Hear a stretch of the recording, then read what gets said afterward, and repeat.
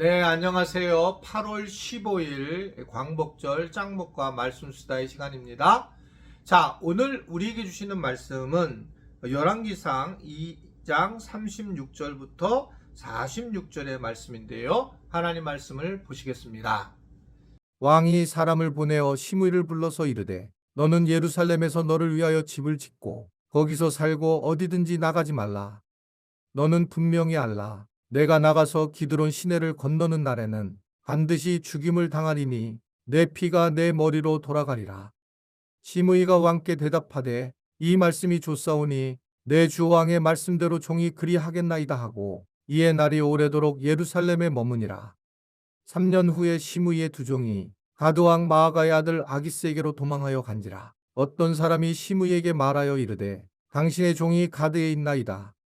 시므이가 그 종을 찾으려고 일어나 그의 나귀의 안장을 지우고 가드로 가서 아기스에게 나아가 그의 종을 가드에서 데려왔더니 시므이가 예루살렘에서부터 가드에 갔다가 돌아온 일을 어떤 사람이 솔로몬에게 말한지라.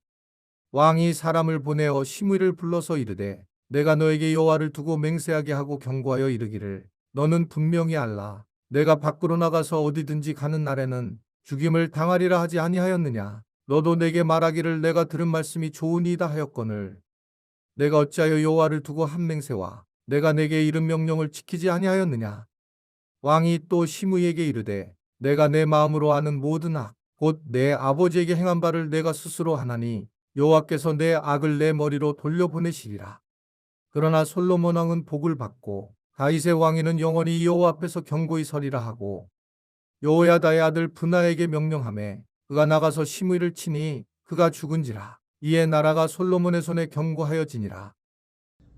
자, 오늘 시므이에 대한 이야기가 나오죠. 시므이는 어떤 사람이었는지 주일 설교 때 말씀을 드렸어요.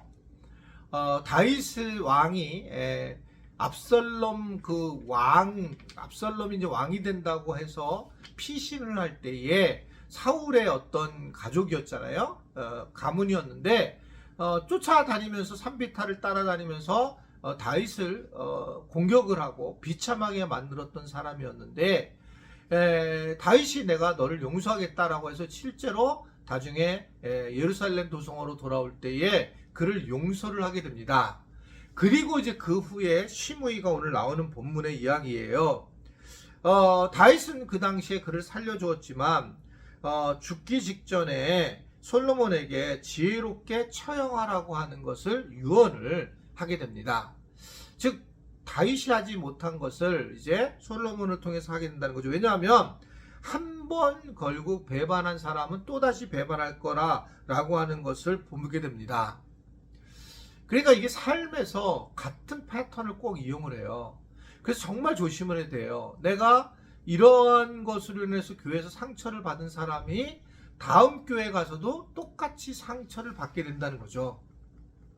그러니까 본인이 왜 이런 교회가 되지 않지라고 만약에 불평과 불만을 갖는다면 본인이 그런 교인이 아니라고 하는 거예요. 그래서 자기가 이런 부분에 계속 걸리면서 자기는 바뀌지 않으면서 교회가 안 바뀐다고 하면서 이제 교회를 떠나는 경우가 있는데, 우리가 특별한 것이 아니라면 내가 익숙했던 방식으로 부정적이면 부정적인 그런 것들이 있다면 내려놔야 되는 것이 오늘 우리에게 아주 분명하게 말씀하는 부분이거든요. 시므이를 갖다가 어떻든 간에 이 문제가 되는 사람이다 이렇게 보는 거고요. 그런데 이제 솔로몬은 그냥 처형을 한 것이 아니라 처형할 근거를 찾고 그것을 기다리는 그런 모습을 보이게 됩니다. 결국 그를 갖다 가까이 살게, 예루살렘 근처에 살게 하면서 만약 이 예루살렘을 벗어날 경우에는 심판을 받게 된다라고 하는 것을 이야기를 하게 되는 모습이라는 겁니다. 결국은 이러한 분명한 기준을 잡으면서 나중에 보면 이 시므이가 이 종들이 다른 나라로 도망간 걸 알고 그것을 떠났다가 결국은 죽음을 당하는 상황을 맞이하게 되는 것을 볼 수가 있습니다. 이 솔로몬의 어떤 지혜로움이 매우 필요한 부분이다 라고 하는 겁니다.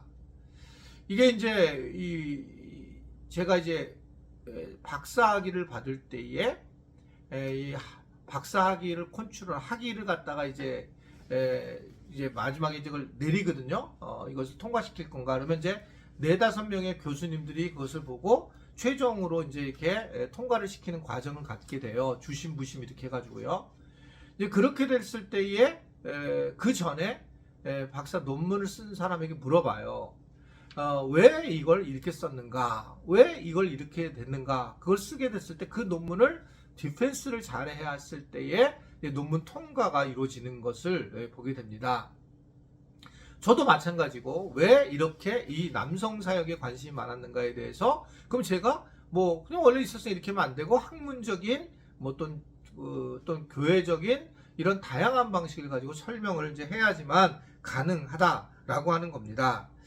그런 면에서 결국은 이 지금 심우위에 대한 부분에 대한 것이 왜 이랬을까라고 할 때에 심우위가 이 부분에 대해서 사실은 어떻게 죽일 수 없는 상황이 되었는데 이 죽여야 되는 논리성을 세우는 것이 상당한 중요한 지혜라고 하는 것을 이 솔로몬을 통해서 보게 되는 거예요.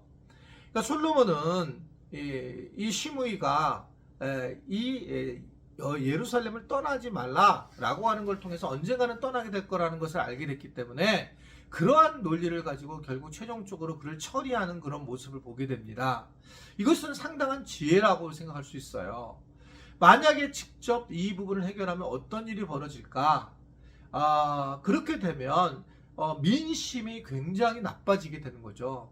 자, 민심은 사실은 실제로 이런 부분에서 흔들리게 되는 걸 볼 수가 있어요. 이해가 되지 않는 모습으로. 왜 갑자기 아버지 다윗이 죽이지 말라고 했는데 심우위를 죽일까?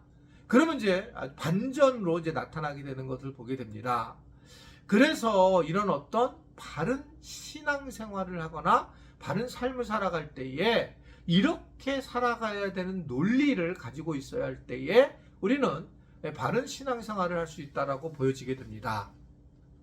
저도 마찬가지고 왜 목회를 이렇게 해야 될까라고 할 때에 그 목회적 논리가 있어야지만 가능하다는 거죠.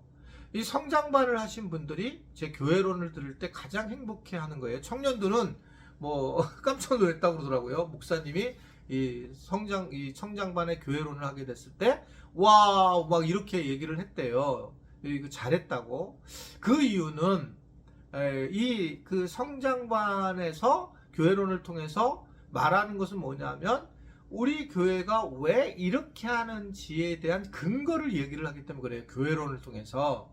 그러니까 옛날에는 그냥 막 했을 텐데 왜 찬양대의 옷이 벗겨지고 가운이죠. 그리고 왜 또 목회자의 가운을 벗는가 이런 부분에서도 명료한 그런 어떤 교회론에 의한 목회 철학을 얘기하기 때문에 그거를 이해하게 되면 훨씬 더 깊은 이야기로 받아들이게 되지만 이걸 모르고 근거를 모르게 되면 왜 이래? 여기 좀 이상하지 않아? 이런 거로 끝마치게 된다라고 하는 겁니다. 근데 그러한 논리가 바로 성장반의 교회론 때문에 그런 거예요.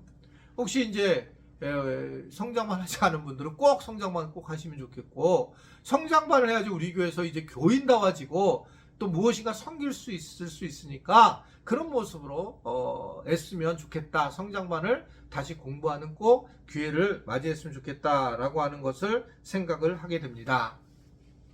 아무쪼록 이제 오늘 우리 제주수련회가 이제 가장 핫할 텐데 끝나고 이제 내일 마지막이 되면 이제 또 우리 수원에 와서 함께 또 믿음 생활을 시작하게 될 것입니다.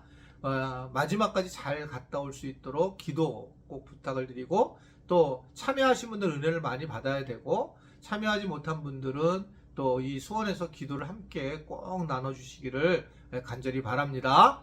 기도하겠습니다. 하나님 아버지, 오늘도 우리가 특별히 이렇게 말씀을 통해서 이 더위에 하나님의 은혜를 경험하게 하시고 또 무엇인가를 우리에게 전해주시는 말씀을 경험케 하심을 감사합니다.